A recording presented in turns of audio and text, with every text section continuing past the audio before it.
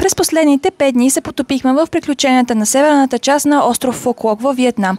Отседнахме в хотел Вин Пърл Резорт и Спа, който е стратегически разположен само на 10 минути път до основните атракции в района, като за удобство на гостите се предоставя безплатен транспорт до тях. Ние разполагахме с мотор, който значително улесни многократните ни пътувания през деня. След многото обиколки, следобедите са идеални за релакс на плажа или край басейна преди подготовката за вечерните шоу програми, които регионът на Вин Пърл предлага. Първият ден го прекарахме във вълнуващия свят на Гранд Уорлд, където вечерното лазерно шоу на езерото оживява с балет, танци, театър и игра на светлини и звуци. Тук направихме един от основните турове, като посетихме музеи и интерактивно научихме за колоритната култура и история на Виетнам. На втория ден посетихме и Вин Пърл Сафари Фу Куок. Този сафари парк е дом на над 150 видове животни, включително зебри, жирафи, тигри и множество ендемични видове, които живеят в големи отворени пространства, имитиращи естествените им среди. Последният ни ден от престоя ни тук прекарахме в увеселителния парк на име Вин Wonders Фу Куок, който е най-големият във Виетнам и четвъртият по големина в Югоизточна Азия.